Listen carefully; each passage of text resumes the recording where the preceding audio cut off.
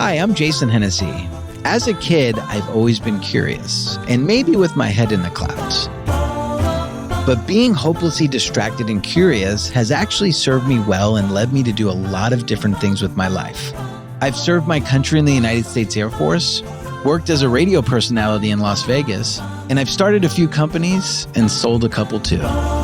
And now in my 40s, my curiosity has led me here to Hennessey Studios, where I'll talk with some of today's most authentic and creative minds to learn what's built them up and what's broken them down. So let's all get curious together.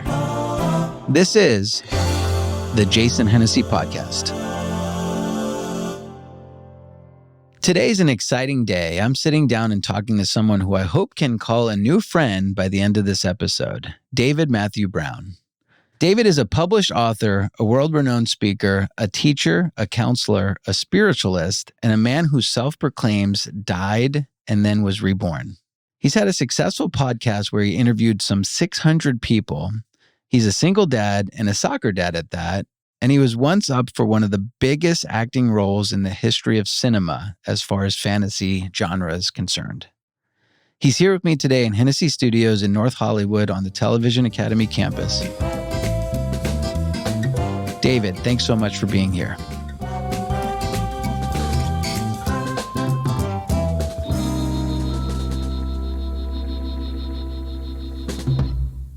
Do you go by David Matthew Brown? You could just call me David. Yeah. Tell me a little bit more about who you are, like as a kid. Like, what was that like? It was an experience, probably for my folks. My parents were blue collar. My dad was a police officer. So that was kind of, if you can see that situation, right? He ruled like his way or no way. My mom worked at Kaiser, and I was a complete introvert. So I read lots of books all the time. Mm-hmm. I go on my swing set, I would sing, and I played a lot of soccer. Played a lot of soccer and baseball and basketball, and I read books. And when I went from Catholic school to public school in 5th grade, that's when I got introduced to what bullies were. Because the way that I would deflect things is I would tell lots of jokes to get out of situations. And in public school, you can't do that. So it's like fending for your life. So I learned some defensive skills. So then I left. My dad was worried about me because I was really lanky. Right? Like I looked like Howdy Doody, man. I had red hair, teeth were everywhere, glasses, loved books. And then from there, I just went in Miss Masters in 8th grade. I was totally quiet. I didn't say anything. This kid that I played basketball with, Brad Jensen, got kicked out of the school play. So she came over to me and she's like, "Can you fill in to play this mobster?" And I was like, unbelievable. What is she talking about? An introverted kid, right? So asking this. I go up on stage and I start doing the part. And what I recognize over a couple weeks is girls like guys that make them laugh. So I was like, oh my gosh, I think I found a way in which I was getting some attention. So that led me into acting. And in high school, at Ignacio Valley High School, I just soared. And I think it was a way, and if I'm going to be honest about that situation, getting into acting, because I know that we are in an actory town here, I did it because I think one of the reasons why I really loved it was for the first time in my life, no one could cut my voice off. You can be heard.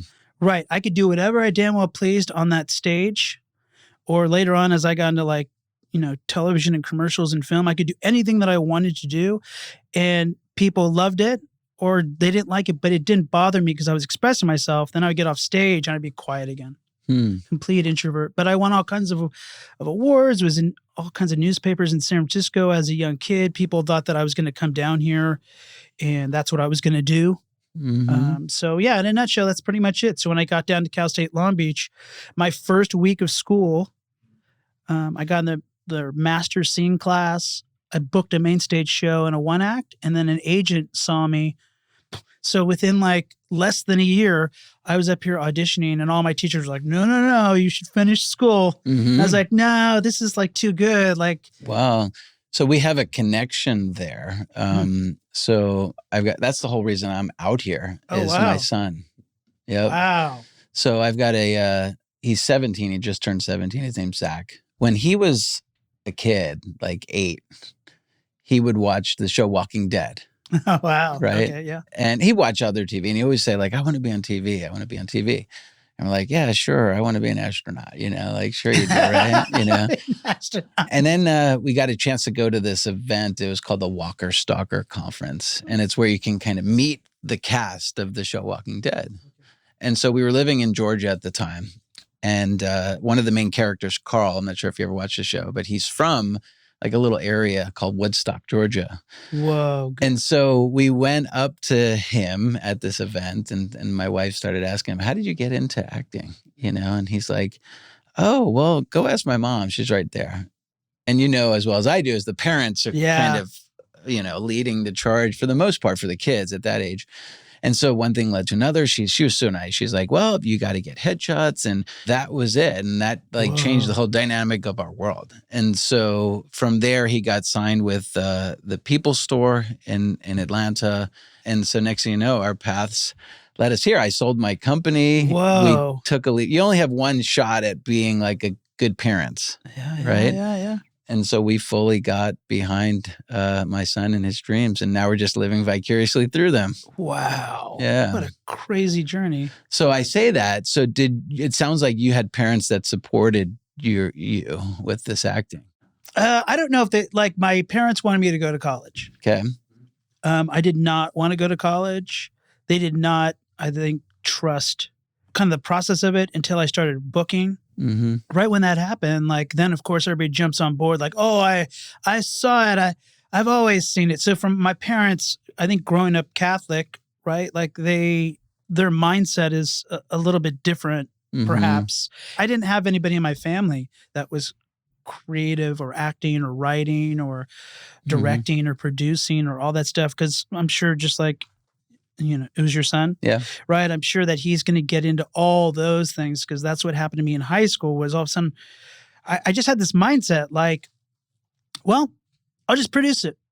I'll produce it, direct it, star in it. So that's what I did because I liked Kenneth Branagh at the time and that's what he was doing. And I was like, if he can do it, I can do it. Right. Like I just needed one person to know that it's possible. But then as you start to move through it, because I was... Lord have mercy. I was probably like 50 pounds more than I am now. And so I was up for Lord of the Rings, the part of Sam, and they wanted no names. And then after several callbacks, the guy that played Sam, he wanted that part, right? And so at the time I was up for Band of Brothers, ER, Lord of the Rings, and none of them worked out. And so that was my first kind of. And so I think it's great that you're supporting your son because those three things, your mind just races. You're like, oh my God, I'm on the brink of something crazy right now, right? Yeah. And none of them worked out. So I didn't have that inner kind of guidance that I have now or inner support. And I didn't have the outer support because as you move forward, your friends it's so weird being out here when you're auditioning because they support you, but not really. Right, because they want to get it too. And so you do have supportive people as long as you're not doing it. We're going to break the ice a little bit here. We have a game and then we're going to get into more of your story here. So have you ever played the game Never Have I Ever? Never have I ever. So no, I've never played this game. What do I do? All right. So here's the rules. So there's 10 questions each. You get 3 passes, and the first person to get 7 honest answers wins the game. Okay. So I will go first here. Forgotten my wedding anniversary. That is a negative. My wife and I got married after knowing each other for a month and a half. Oh my gosh, congratulations. Yes, we've been married 22 years. Whoa. And we went down. It was April Fool's Day and I was kind of half joking. And I was in the Air Force and I said, let's go get married. And we ended up doing it. We didn't tell anybody. And so it was a month and a half. And we, like I said, we've been married for 22 years and that was April 1st. So it's very hard to forget my wedding anniversary. What did your family say? We were too chicken shit to tell them. We were young and we just did it. And, later on, they were a little upset, but they supported us later. Yeah. We gave them beautiful grandbabies and later on. But yeah, that was, I don't know if that was a regret in my life. I think it was not getting married, but not asking for my wife's father's permission. I think that's the bigger regret there. Yeah. So I've been divorced for 11 years, but when I did propose, I did ask her dad, and he's in Canada. Uh-huh. And so he wanted me to give him 2 sheep for his daughter. He was joking, right? And I was like, wait, what? Yeah. All right. So I read the top card? Yeah, go for it. Here we go. Drank booze before 10 a.m. I absolutely have. I absolutely have when I was at Long Beach State, and everybody in my dorm was San Francisco 49er fans. Okay. And they had a 10 o'clock game in the morning, and we drove down to this local pub who showed all the football games, and we got a pitcher of beer at like 9:45, and I was like, what am I doing with my life? Literally, like I was like, what am I doing? So yes, you and every other college student, right? Don't tell my folks. Been skinny dipping. I don't think I've ever done that. And I think I would remember it if I've done the skinny dipping thing. So I'm going to have to say no on that one. I don't think I've done that either. I mean, if I had a GQ body, maybe back but proud of it. Okay, this one says, wiped my ass with leaves. 1,000%. So my friend had a bachelor party, David Denman, and you would know him. He was on The Office. Okay. He worked downstairs, and his fiance was upstairs. Uh-huh. And so for his wedding, he always wanted to go to Yosemite and climb Half Dome. At the last minute, 4 guys left. Right? It was just me and him for 8 days. And so, yes, in the woods, I did. I bet you weren't thinking that you're going to be talking about I did not think that it would come up right now. Today. Been caught having sex in a public place. I will pass on that one. Nice. Clogged an acquaintance's toilet. Oh my God, that's like the dreaded thing. I don't want to say no, but I don't really remember if that happened, which might not be good either. That's like the worst thing ever, I bet. right? It sounds like the worst. You're at a party. Oh. There's 3 people in line, right? Right? You're in there. You got to go. And the toilet clogs up. Yeah. Like, oh my God. That's like one of my worst fears. Woken up in a random parking lot.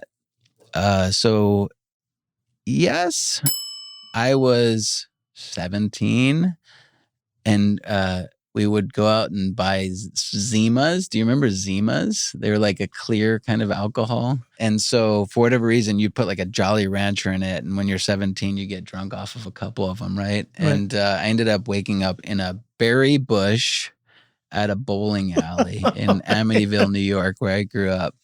So yes, I have woken up in a random berry bush in a parking lot. There it is. Bought condoms from the dollar store. I did not or have not. Who would trust those? I know. I've never done that. I didn't even know they had condoms. They might not. Tried to hide something from hotel housekeeping. Oh, absolutely. It's the same thing as like when you go to the beach and you hide your wallet in your sneaker, thinking that nobody will ever look in the sneaker because that is such a secure place at the beach, right? Yeah, I've done that before, like hiding like a watch, like in a shoe or some socks so that they won't find my expensive watch. Asked, how many kids do you want on a first date? I have never done that. But I will say that my uncle one time was at a bar and he said to this woman, when are you due? Ooh. She was not due. She was not pregnant. And you can't take that back. Right? Yeah. How awful. When in doubt, what are you doing? Don't ask, right? Yeah, but like she's going to sit at the bar? No. I mean, maybe somebody would, right? At the bar, nonetheless. Pregnant. Right. Lied to my friends who I voted for. Oh, yes, I've done that before. I'm sure everybody has. Why spark the negative energy, right? So yes, I've lied to my friends before. Especially now, right? It's so weird. It sure is. Made a dangerous turn on the road because Waze told me to. 1,000%. I think we all have, right? Yeah. And Waze will take us through random neighborhoods now. It's awful. Yeah. And I don't like it when you follow it and it takes you to the street and there's no light. Mm-hmm. Yep. Dated someone because they had money. Whoa. Hello. No, I mean, where I grew up, it was definitely not a rich area, and I got married young. So I don't think I ever had the chance to date somebody that had money. Left my credit card at a bar and couldn't remember which bar. I'll pass on that. I'll pass. Shave my private parts into a weird shape.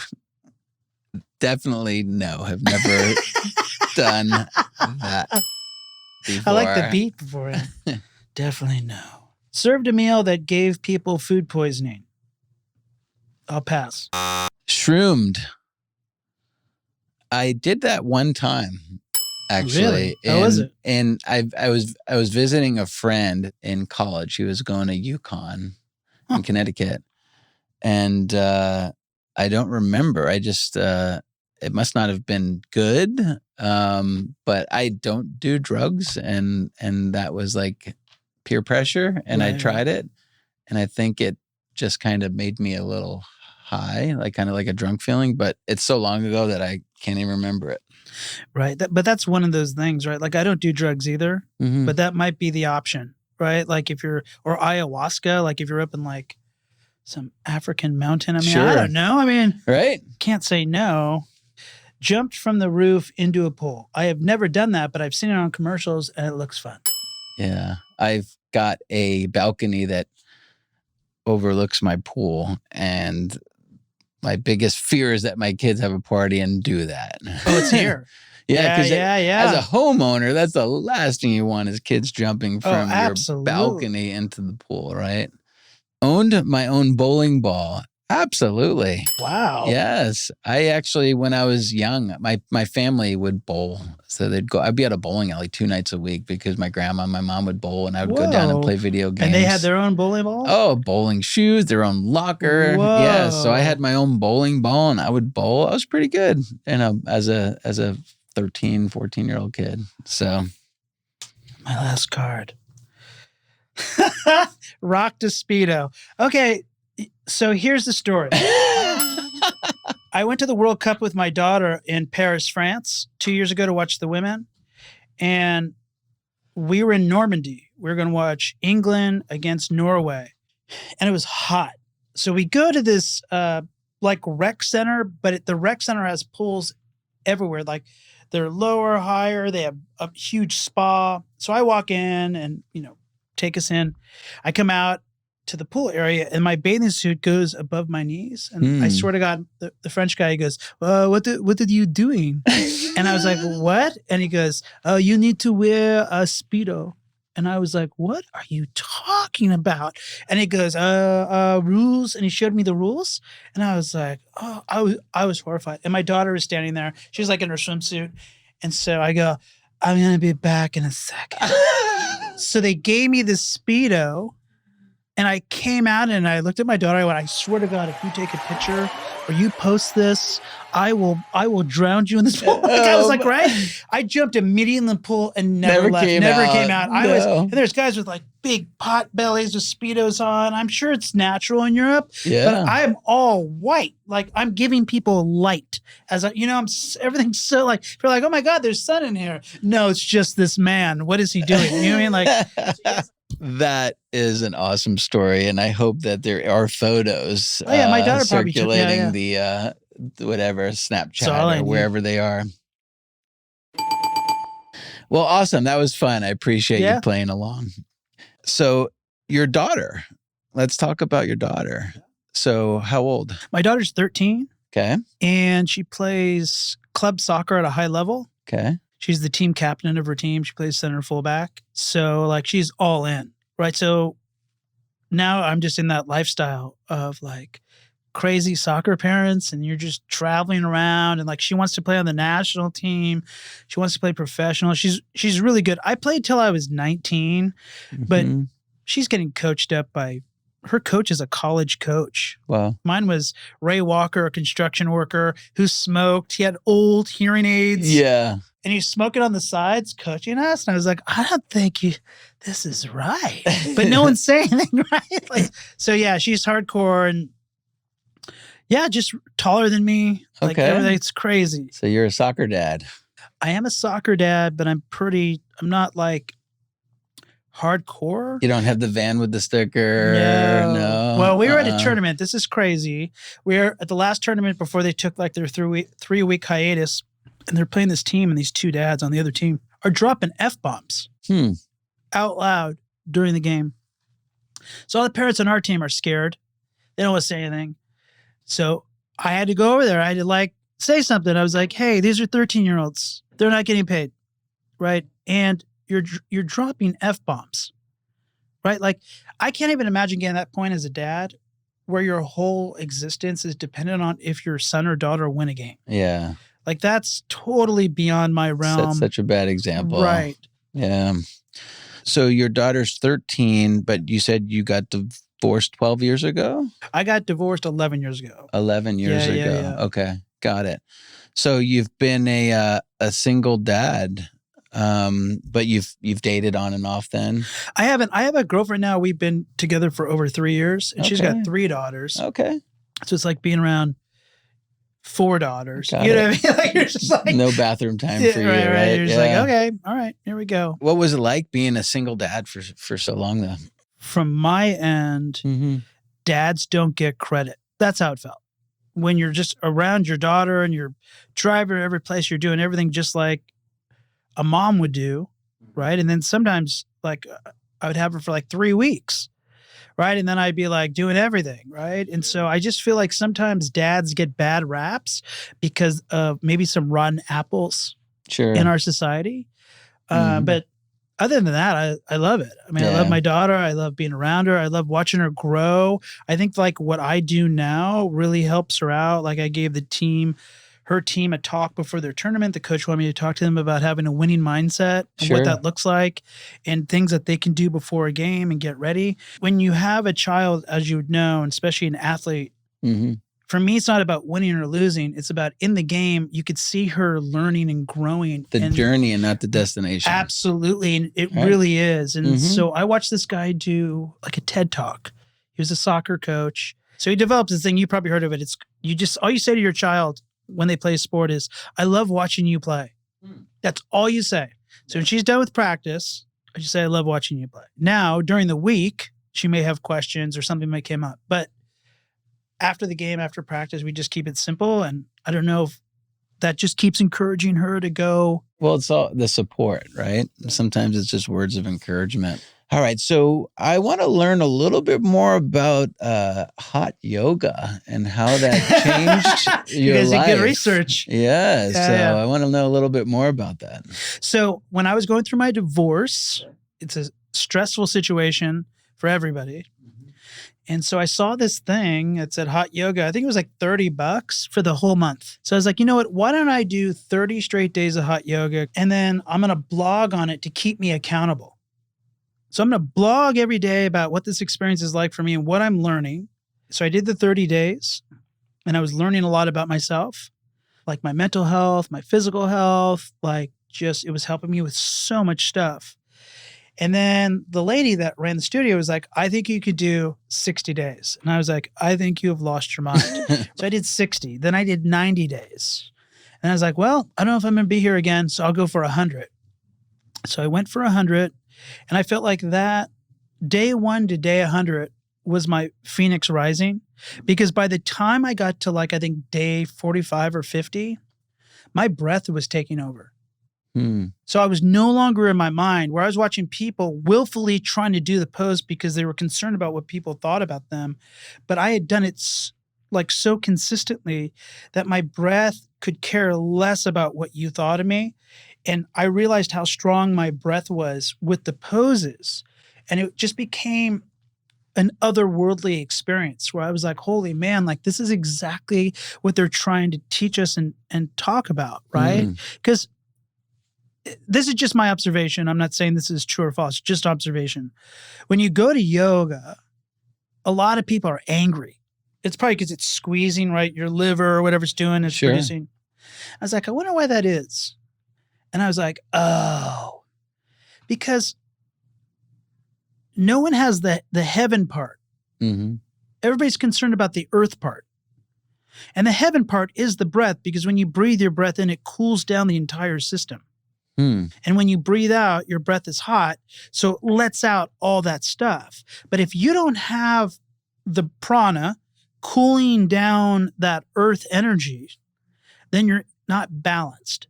So that's what that experience taught me, because I was starting to come out totally balanced. But my point being is, on day 101, I got in the room, and I'm not even joking, I was like, holy crap, it's hot. And I went, I'm done. For the first time, it was hot. Yeah. Because I bring some of my friends, are like, I don't know how you're doing this. This is too hot. And I was like, it's not hot. It's fine. How hot does it get in there? It's like 101. Oh, boy. But it's a different type of, because it's like they have air coming in. Okay.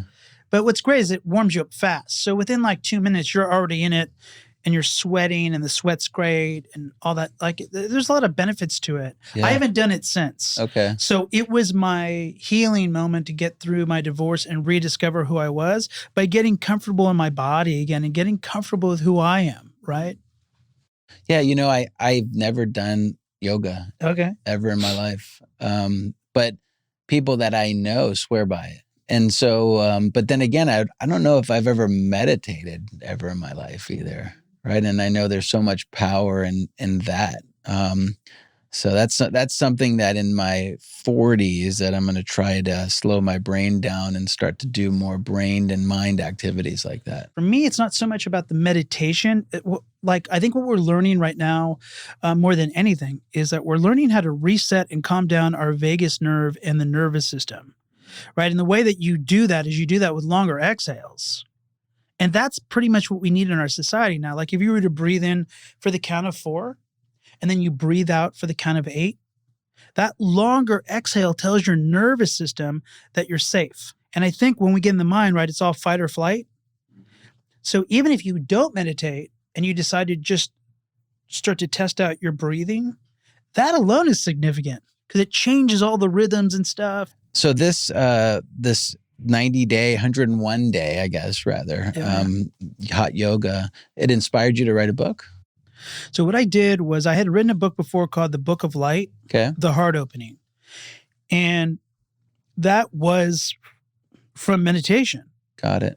And so my publisher of that book saw that I was doing this, and she said, why don't you take your blogs and we can edit it into a book?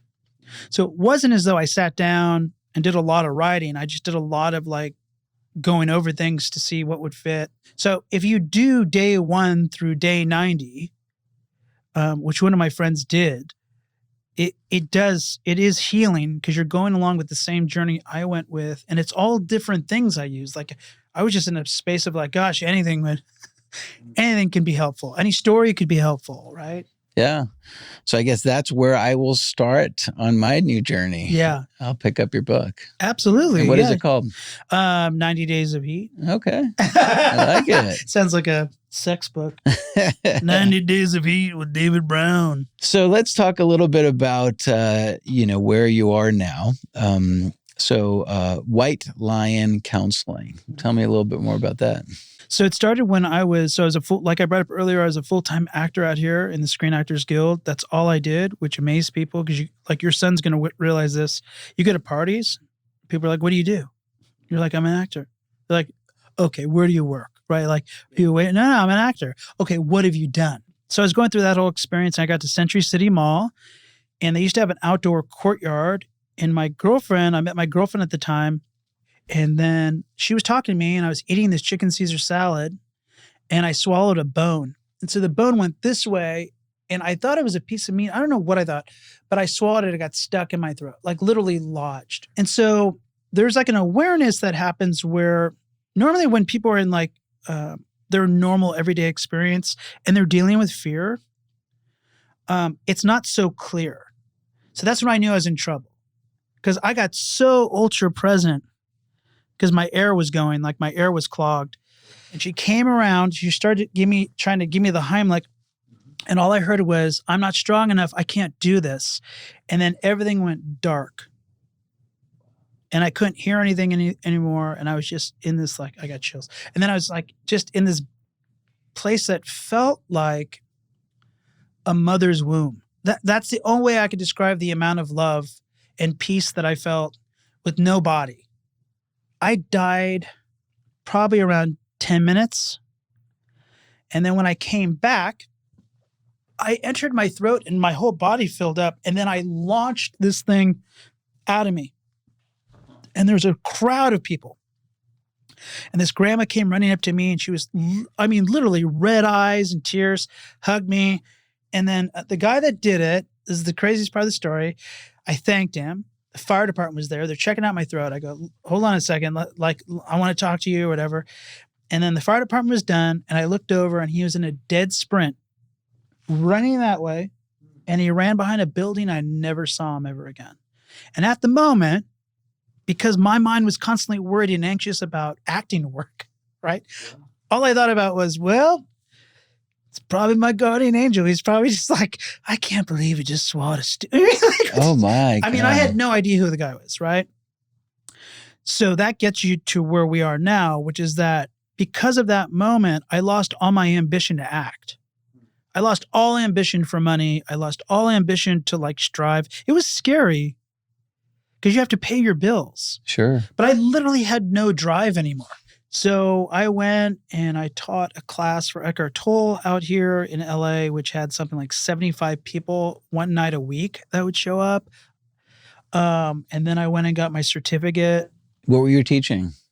So he had a book called The Power of Now. Okay. And he needed teachers to teach it. And I resonated with that book after my experience. So that's what I did. I was a teacher. And so many people came to that class and it was on donation. And I was like, this is unbelievable. So then I went and got my certificate. It's called a practitioner or like a spiritual practitioner, which is someone that is present with you as like almost like a pastor, I guess. Yeah, that brought me into like bereavement support.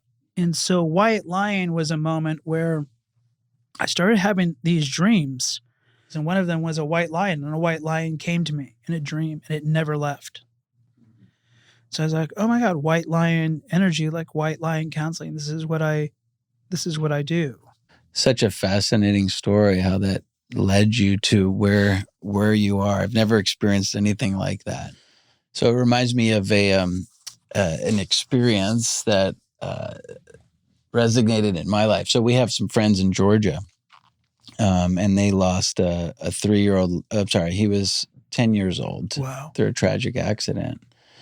And for me, like that's my uncomfort zone. Like I can sit here and talk to you all day long but life and business, but when somebody deals with like death, like that makes me so uncomfortable, right? Because there's nothing I could say or do to them that's going to make them feel better, right? And so, for the listeners out there that might have the same kind of uncomfort that I have, like on the plane ride going to Georgia, I was so scared to see my friends because I didn't know what to say to them, right? And so I just got there and I didn't say anything when I saw them and we just hugged. And that's all I needed to say. So for those that, that are uncomfortable with, death, is there a better way when you're close with somebody and somebody close to them dies? So I like what you had to say. You were honest. Mm-hmm. It's uncomfortable. It is uncomfortable. But we're in our society, everybody wants to be comfortable. But where's the excitement? The excitement is embracing being uncomfortable. So when you're uncomfortable, that opens us up to listening, right? Most people, especially when someone passes away, are trying to fix that other person so they feel better. But the best thing that I would do, the best advice is just listen. Mm-hmm. Because most people, it's uncomfortable for them too when they've lost somebody. They don't know what to do and experience all the things that are going on inside of you as you're doing that. Wow. I was watching a podcast recently. Mike Tyson, of all people, were on the podcast, and the podcast host, I can't remember who it was, asked him, how do you deal with death? And he's like, it's part of life. I definitely, grieved, but I look at it as I was just thankful for the time that I was able to spend. Wow. Right. That's deep from Mike Tyson, of all people, right? It's the truth, man. It is the truth. Yeah. So, Yeah. And so death is just I'm personally not afraid to die. My wife is deathly afraid to die. What is it? What you resist persists. Mm-hmm. So we have all this fear. We have fear like a tiger's chasing us and there's no tiger. Yeah. That's what anxiety and worry and all that stuff is. People believe that there's somebody that's all. Yeah. Right? Uh-huh.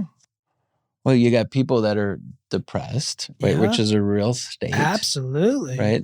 And it's because they're depressed about things that have happened. Yeah. And then you have people that are anxious, right? That live in the future. Right? And then you miss out in the present. So depression, right, is you depress the feeling. Mm-hmm. So you need to express that feeling. So that's why it's important that what we just talked about, like when someone passes away, that you just listen. Because as they start to talk more and more, they start to get that stuff out. Right? Mm-hmm. And that's healing for them.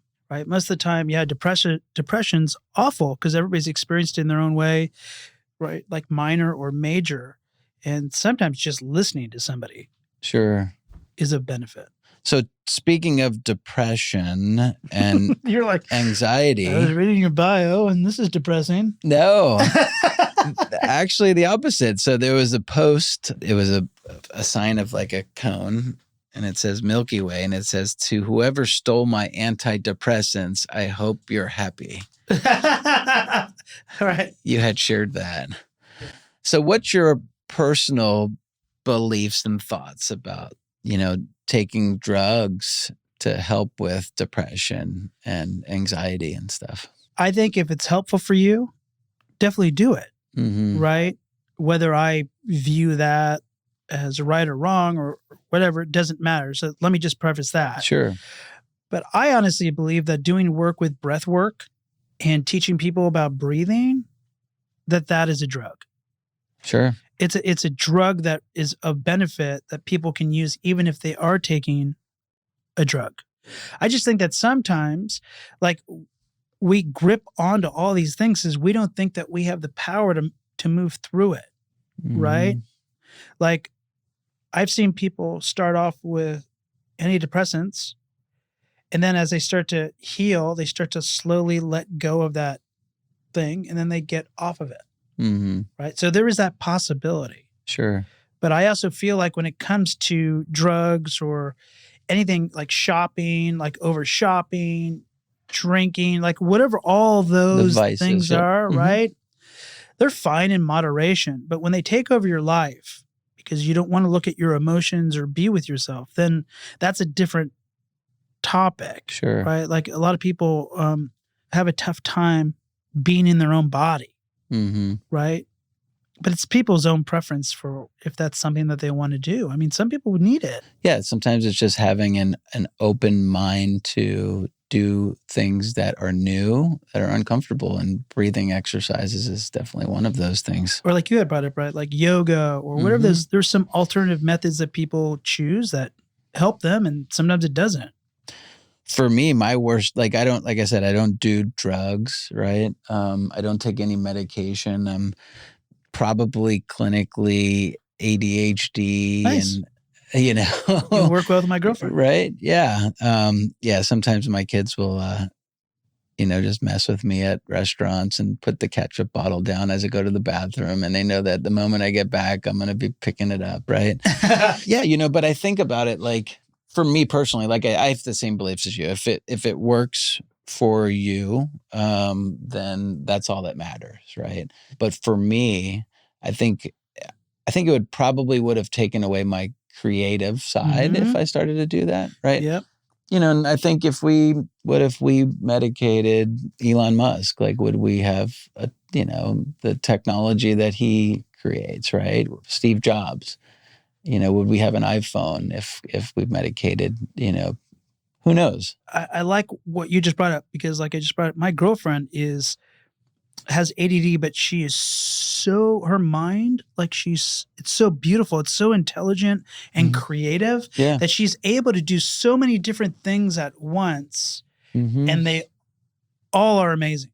All right. So I wanted to also talk about school. What's your thoughts about like modern day school system? Are they teaching the right things? Are we working off an antiquated system? What's your beliefs there? So I feel like it is a system, right? Mm-hmm. It's like a belief system. And we negate the basics in that system. Like I teach at a daycare, and I teach mindfulness to 2 to 6-year-olds.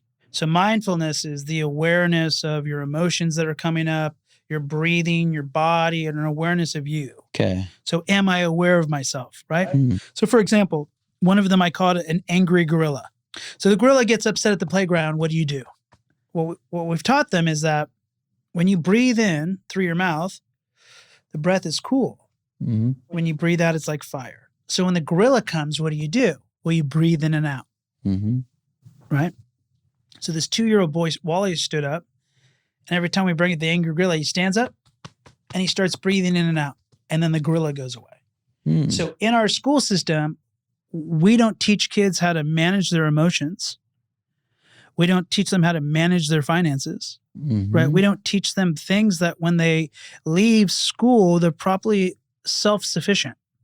Sure. Right? That they're sovereign beings, that they know how to manage themselves, that they take responsibility for themselves, that they are accountable, Mm-hmm. right? Instead, we put them in a system where they want everybody to be the same, like workers.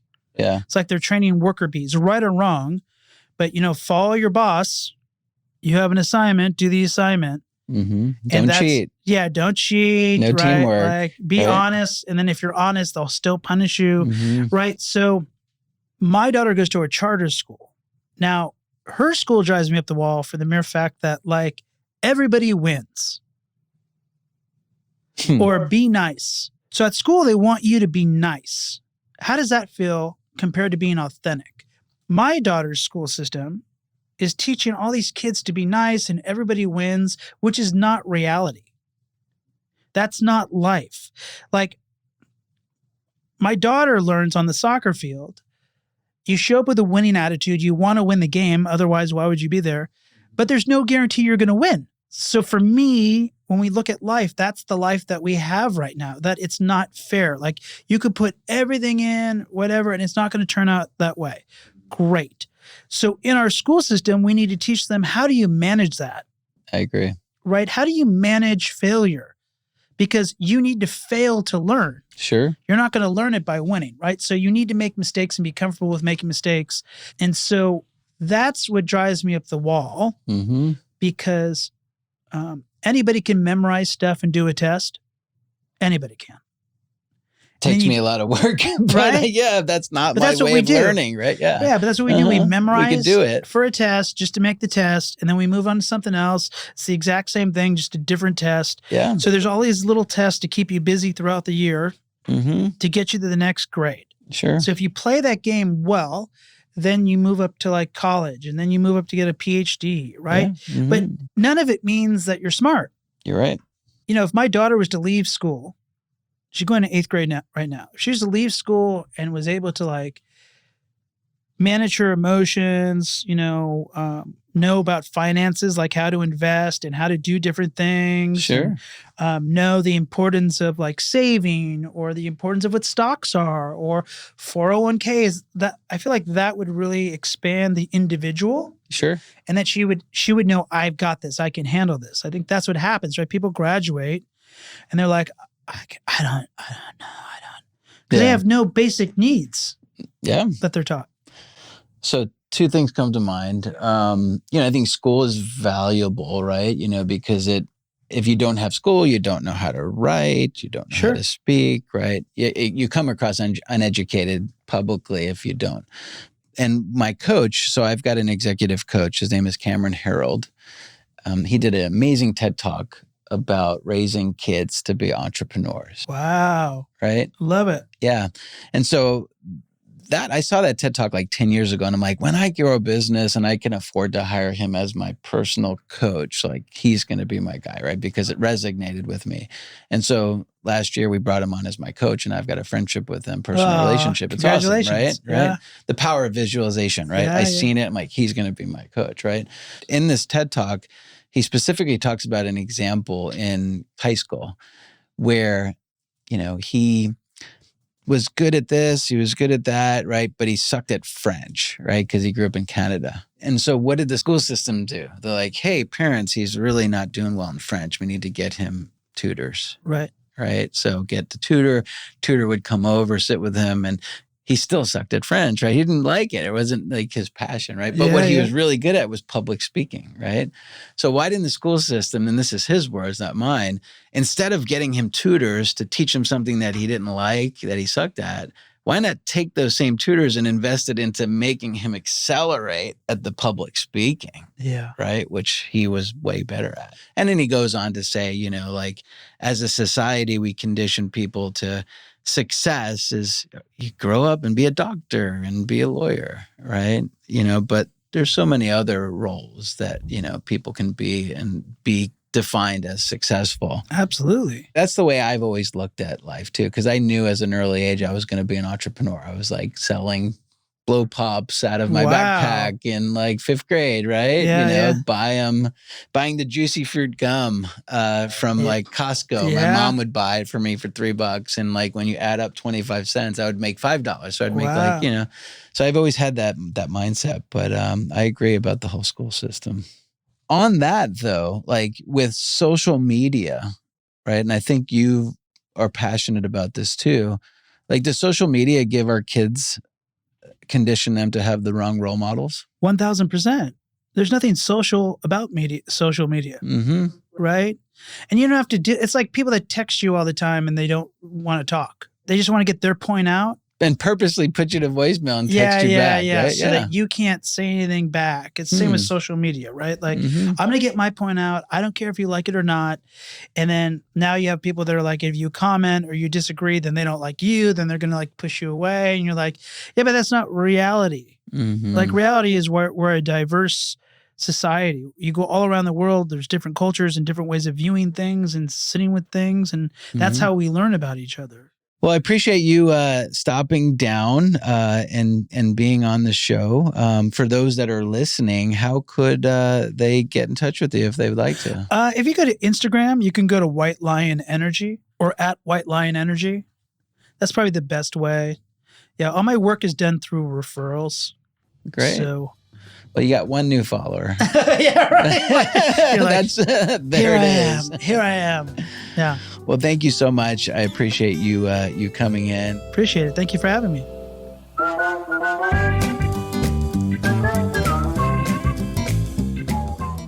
This has been the Jason Hennessey Podcast.